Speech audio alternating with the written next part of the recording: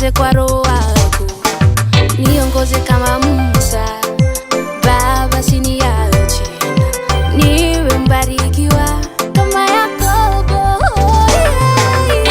Mimi niwe wako, natamani sana. Mimi niwe wako, muwe wako. Nalala naliwe lako, situwe wako. Baba tuwe wako, niwe wako. Baba uwe wako. Mimi niwe wako, mimi niwe wako. Yesu, muwe wako. Nalala naliwe lako, situwe wako. Baba tuwe wako, niwe wako. Baba uwe wako. Ishi kuwa wako milele amina. Wacha changu kiwe chako, ufalme nidumu kwako. Kwako ufalme nidumu kwako. Kwako, kwako, kwako. Mimi niwe wako, natamani sana. Mimi niwe wako, muwe wako. Nalala naliwe lako, situwe wako. Baba tuwe wako, niwe wako. Baba uwe wako. Mimi niwe wako, natamani sana. Mimi niwe wako, muwe wako. Nalala naliwe lako, situwe wako. Baba tuwe wako, niwe wako. Baba uwe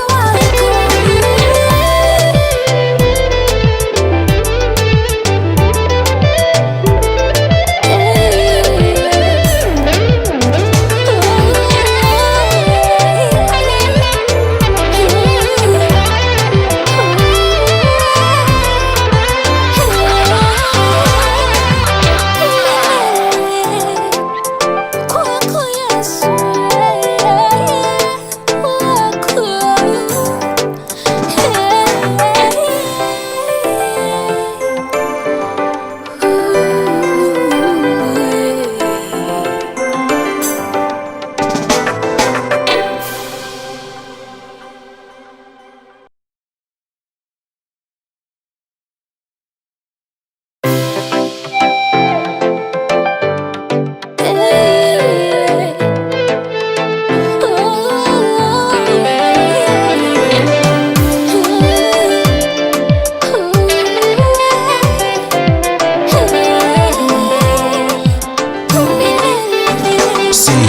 kuishi kidunia ni dhambi kwako, kutamani vya dunia ni dhambi kwa Yesu. Binafsi kabila uhaba Praise the Lord. Bwana asifiwe. I'm glad to be here once again. This is Holistic Wellness Show on God of Wonder TV. We bless the Lord for the opportunity once again to learn and to just be able to interact and get to know ourselves better. On Holistic Wellness Show, our focus is on emotional, spiritual, and even our physical body. How can we be able to be well? We said that when my spirit is not well, I may be okay spiritual in the mind, I may be okay in the body, but as long as my one part of it is not well, then I will be having a challenge. We began by talking about mental wellness, and mental wellness, we said, is more of how is your mind? How is your mind healthy? How healthy is your mind? Because emotions, feelings, and even your thought process and how you think. When we talk about thinking, range of being able to be an optimistic person, being able to be a positive person, negativity, all those things will affect our mental wellness. And I had a topic on stress and stress management last week, which we delved a little bit more on now understanding How does stress affect our mind and our thought process? And we said, of course, there are negative ways of managing stress, and there is the way now that we are supposed to manage stress. Now, when stress is not managed well, or when it is not managed the way it is supposed to be, and prolonged stress causes depression. And of course, I'm not saying that the only cause of depression is prolonged stress, but stress is a contributor to depression. So today we will be talking about managing depression. I know this is an issue that is affecting many people. It is something that is affecting so many families in different ways. Our young people are falling into depression. There is a lot of issues of suicide. We are hearing a lot of even the femicides that we are talking about, homicide, people killing each other. It is an indicator of depression. Of course, when stress has not been managed and it is left unmanaged for a long time, definitely it is going to produce all these side effects on the person. So we are asking, what is depression? And depression is a mental disorder. It is when now my mind is not operating the way it is supposed to. It is a common mental disorder. It's something that happens a lot in many people. It involves mood and loss of pleasure or interest in activities for long periods of time. So a person who is depressed, one of the things that is affected most is their mood and loss of pleasure. There is nothing you're interested in. You're just there. You don't want to maybe just a description that we can be able to all understand, because maybe when we say mood, it may not really come out well. So a person who is depressed, one, may just remain in the house, locked in. They don't want to get out of the house. They don't want to talk to anyone. If they were interested in some activity, even if it's a child, they were interested in playing and maybe even singing, dancing, doing very many things. All of a sudden, that interest is not there. Somebody who was working and very active at work is no longer interested with going to work.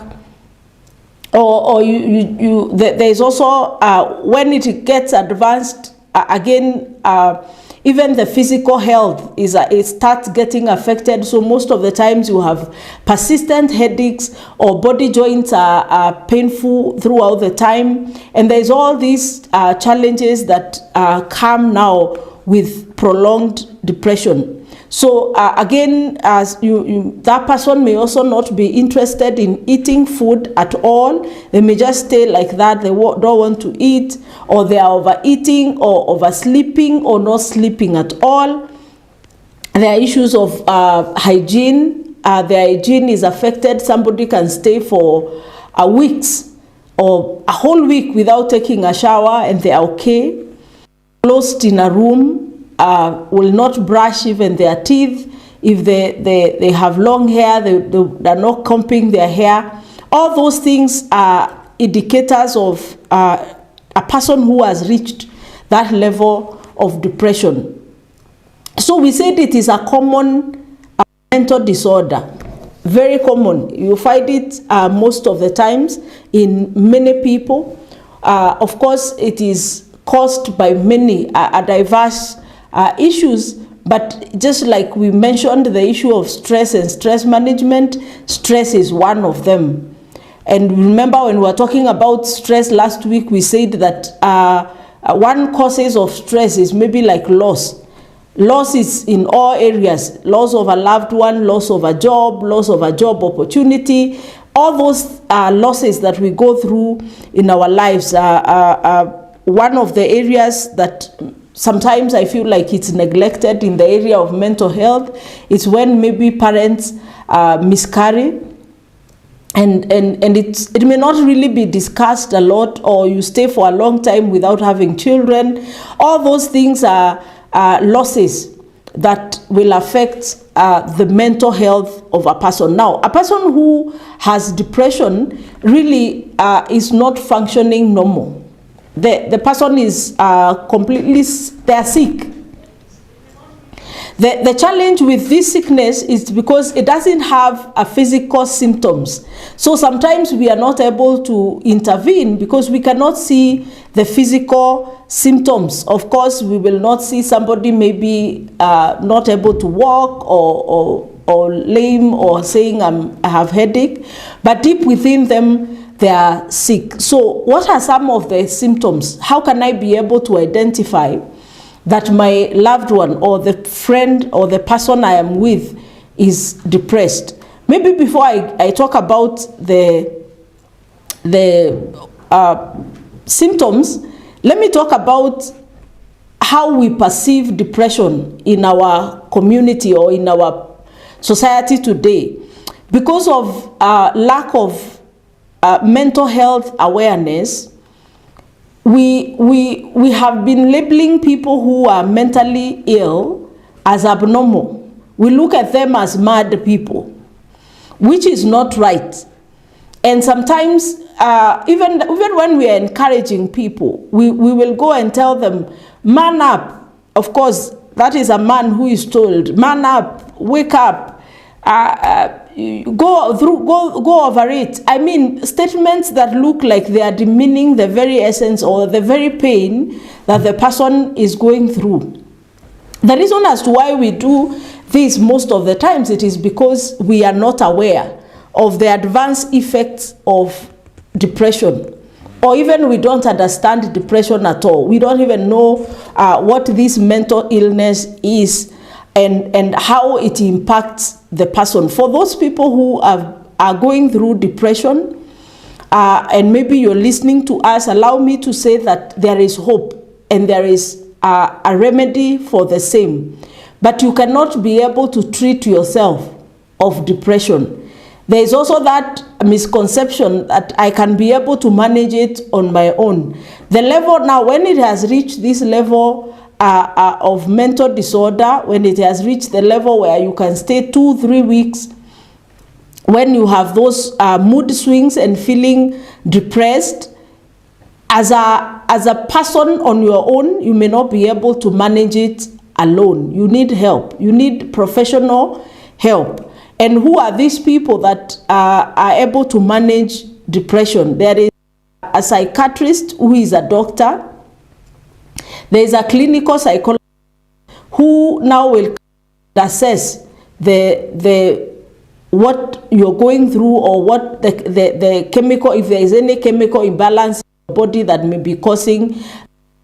And then there are counselors, psychological counselors. Those are the medical in they have the skill to be able to help a person going through depression. Now, the challenge is that sometimes we will not go to these people. We will go tell friends. We will tell we will go to the pastors, leaders, but as long as we have not sought medical help, we may not be able to get intervention. And that's why the depression keeps recurring. You may heal for a short time and then you see a relapse of the same. Another common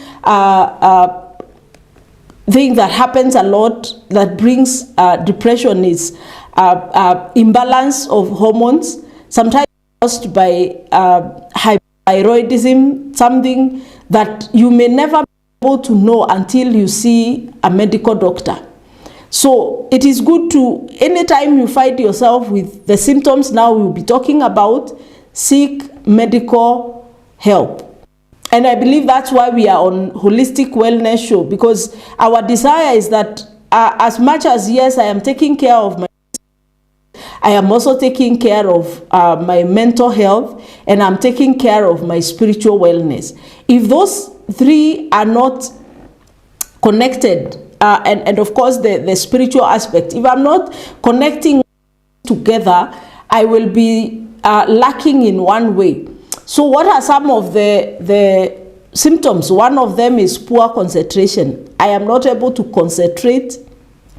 Like if someone is in school, or you are at work, or even at home, you're not able to concentrate. There is a lot of distraction, or you feel tired anytime you want to focus on something, feeling excessive guilt or low self-worth, hating on yourself, feeling like you are not worthy, like you don't deserve even to be loved.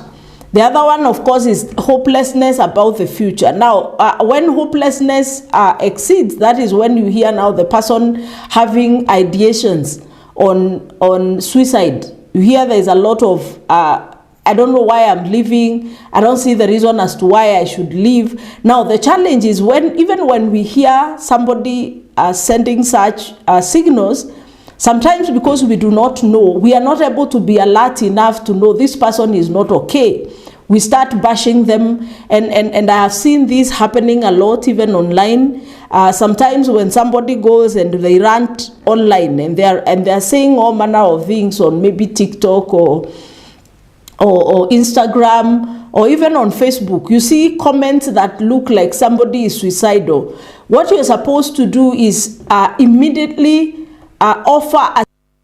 Please don't start commenting there and encouraging them and telling them how there is a lot of hope in this life. At that moment, the person is not seeing any hope. What they need is intervention, immediate intervention. Because even by the time you're writing that long comment, that person may not be there to read it. They might have already committed suicide. So hopelessness is very high in a person who has depression. Then, of course, that one again brings now thoughts about dying or suicide. So you hear someone, maybe they're writing their urology, or they're explaining how they would want to be buried, or maybe they're explaining, some of them will even start talking about writing a will and explaining how they want their life to be, or their wealth to be distributed once they are gone. When you hear such conversations, it's good to understand what is this person going through. Then there is, of course, disrupted sleep. Sleep disruption may come because of other medical issues, like insomnia, or like other challenges would bring in the issue of disrupted sleep. And disrupted sleep is oversleeping or undersleeping. That is sleeping less than 5 hours a day.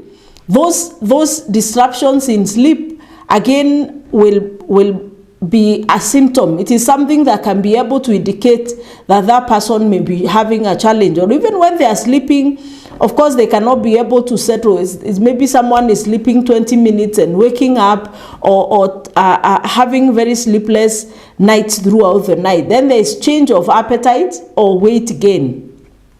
Change of appetite or weight gain. Now, depression can come in form of no appetite, or it can come in form of high appetite. So you can find yourself wanting to eat too much or not eat at all. Then there is feeling very tired or low in energy.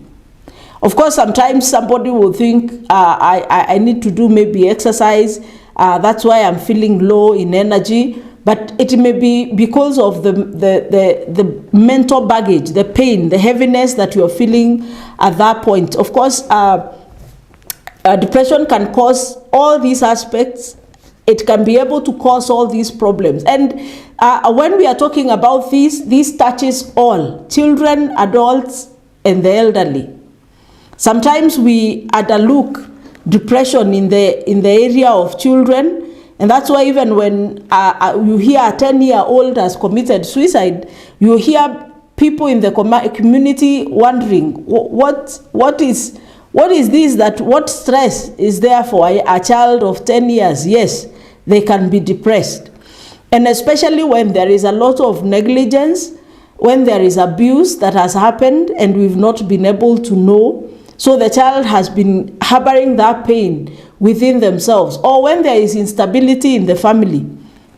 we are living in a season when I think we have overemphasized material wealth and material possessions, and we have neglected relationships. We have neglected, especially our children are most affected by this. We are so focused on how am I making the next shilling. Sometimes we are not able to know the mentor, or we are not able to offer the emotional support that our children need, and most of them are affected widely. I remember last holiday, a young girl she was just to join Form 3, committed suicide. She took this detergents for the toilet, and that is what she used to. She was in a senior school, big school in the country. Of course, one of the prestigious schools that every parent would want to take their child. But listening to the journey of this girl is a lot of pressure of performance. Parents not being able to understand or listen to the child at all. They come back home with low results. You don't want to sit down and listen. There's a lot of bashing. There's a lot of comparing. Another great challenge that parents are doing on the youth is comparison. Comparing your children with the children of your neighbor, comparing your children with their other siblings, or even comparing them with their cousins. Now, what this tells the child is that you are enough. I would have rather had that child as my child than having you. So this sends the signal in the mind of that young person. And remember, I am talking about a young mind. A young person is all the way up to 24 years. They have not matured yet. So there are some things, when we speak them, they will take them literally, the way they have been spoken. And of course, it has an adverse effect on them. So depression is real. It is in our communities. It is affecting our children. It is affecting the youth. It is affecting adults. It is affecting everyone. So the most important thing is awareness. How are we, so that we can be able to offer support? Another way, of course, we can be able to support someone who is in such a situation is just making sure that you're there. Sometimes they may not be wanting, they may not be able to talk, but when they realize that you are there and you're not going there to judge them, you're not going there to put them down, they're able to pick their pieces from there. So how can we be able to prevent depression? Just like we talked about stress and stress management, let us value healthy relationships. Let us value healthy relationships. We are living in a time when there is a lot of toxicity in the family, a lot of toxicity between a husband and a wife.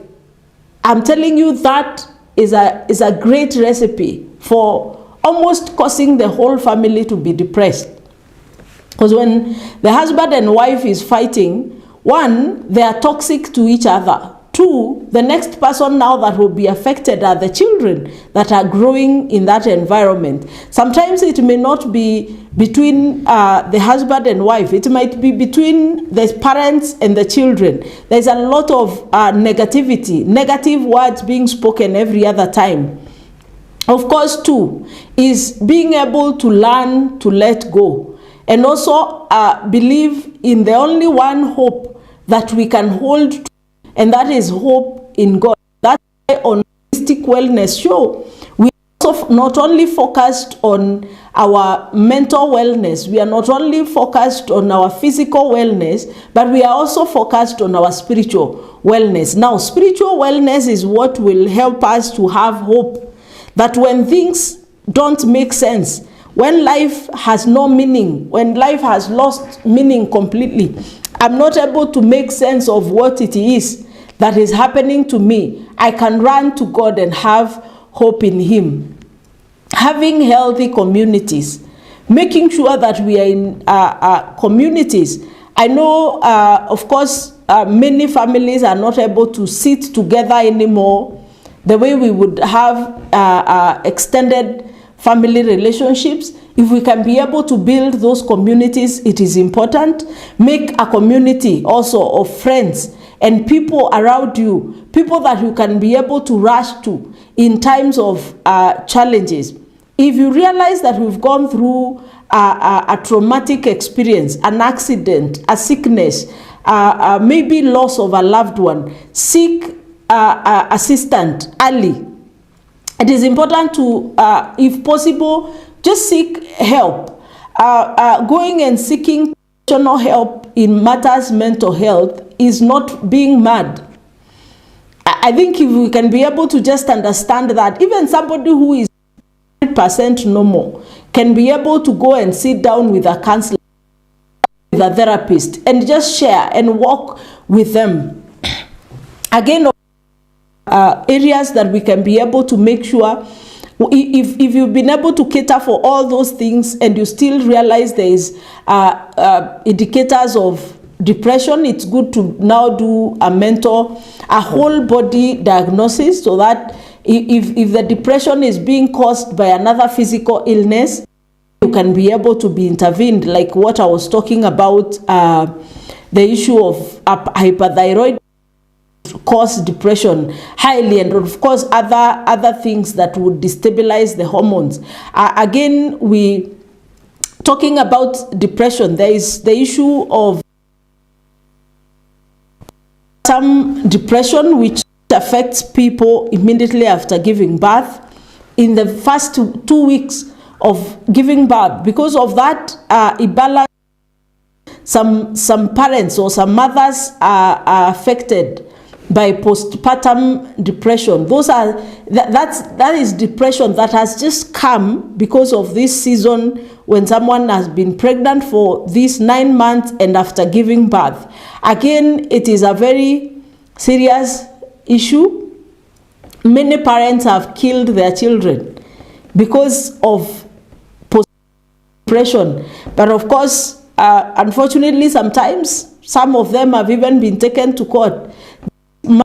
We hear have thrown their children in the toilet and all those things. If it is assessed well, you realize maybe it might have been postpartum depression. Very important for that person to be given support. And if possible, let the mother at that season be assisted with the child, because when someone has postpartum depression, they see as if the child is the cause of what they are feeling. So there is that hate of the child. And remember, depression, a person is not normal. They are abnormal. Thinking normally, so you don't argue with them that why are you treating your child like this? Can't you see this is the baby that you have been waiting for the last 9 months? Now they are not able to reason in that direction. That is, of course, what we would have desired, all of us, that the mother will be able to love on the child because the child has come. But now, because depression has come, they are not able to reason normally. It is important to understand that even in the area of depression. Of course, there is all those treatments that you can go through. There is medication that is given, and medication is not given by counseling psychologist. Medication is given by the psychiatrist, and of course the clinical psychologists are the ones that have been trained to be able to give you medication for mental health issues. But of course, a counselor can be able to diagnose and know, does this patient need to see a psychiatrist, so that they are put on some medication. So there is all that medication that is used.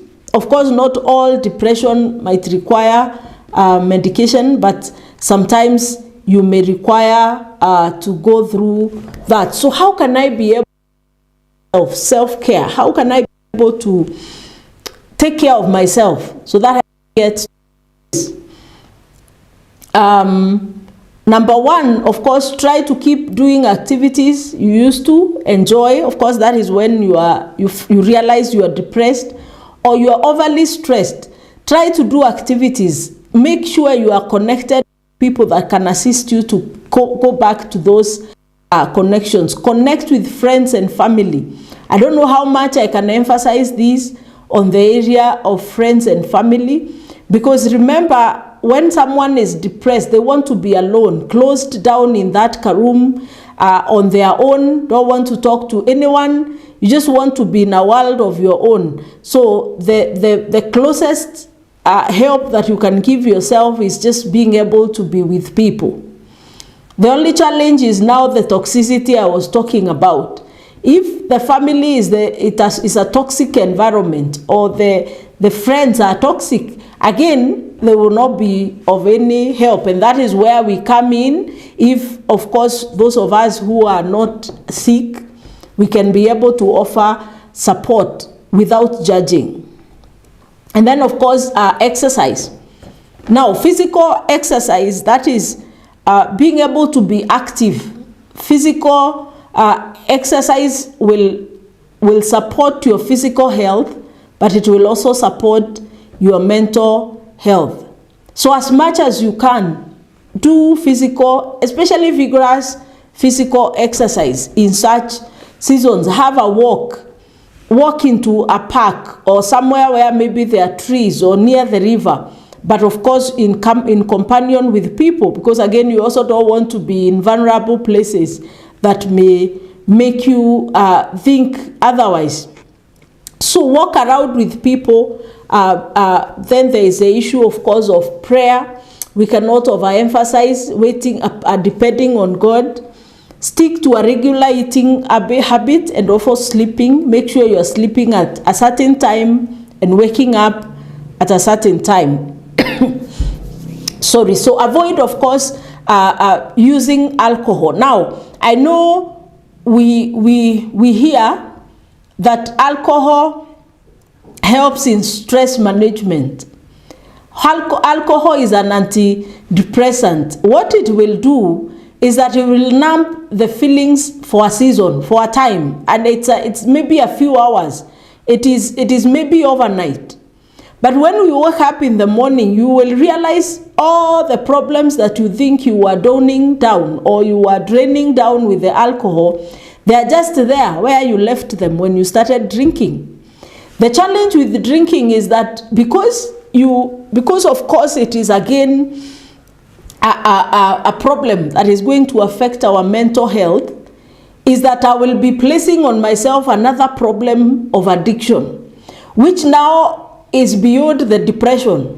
So I have depression and I have a mental disorder addiction that I cannot be able to manage. When two meet, that is disastrous.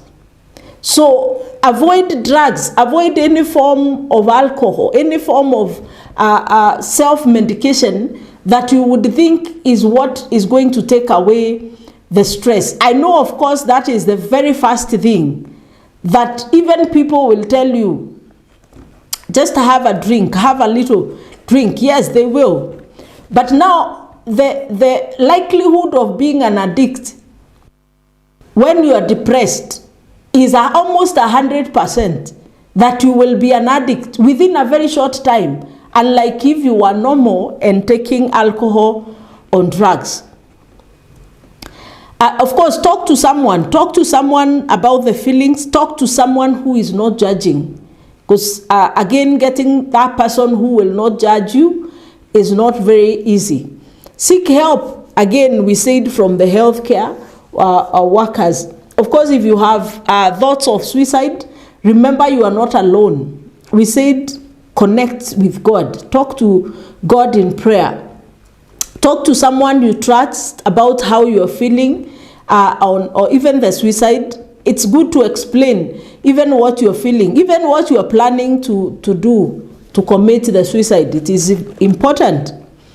So if we can be able to just look into those, we were talking about being able to manage depression. It is a serious problem that we are in right now. My prayer is that we can be able to share this information with loved ones.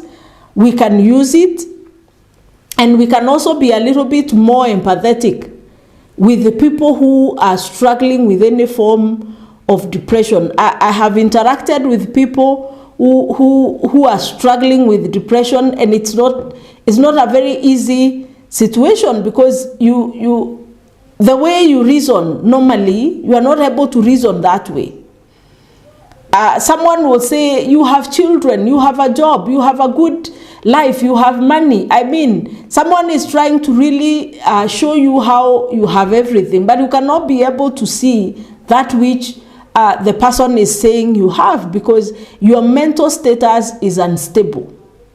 So if we can be able to be more empathetic with the people who are going through these forms of depression, we would really be of great help. And the reason as to why Holistic Wellness Show exists on God of Wonder TV, we thank God for this station, is that we can be able to create awareness, is we can be able to save that one who was almost going to commit suicide. We can be able to salvage them. So share this broadcast, share, tell a loved one, share that to that person that you know is struggling in this area, and be able to become an advocate of mental wellness.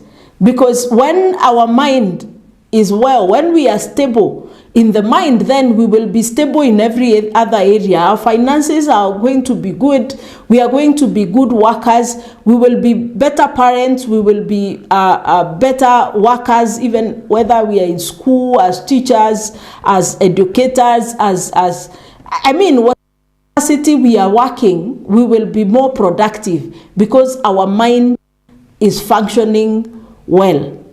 So it's a great honor and just privilege to have the opportunity to just share these, and also having a platform that we can be able to broadcast this information, that is able to reach the masses.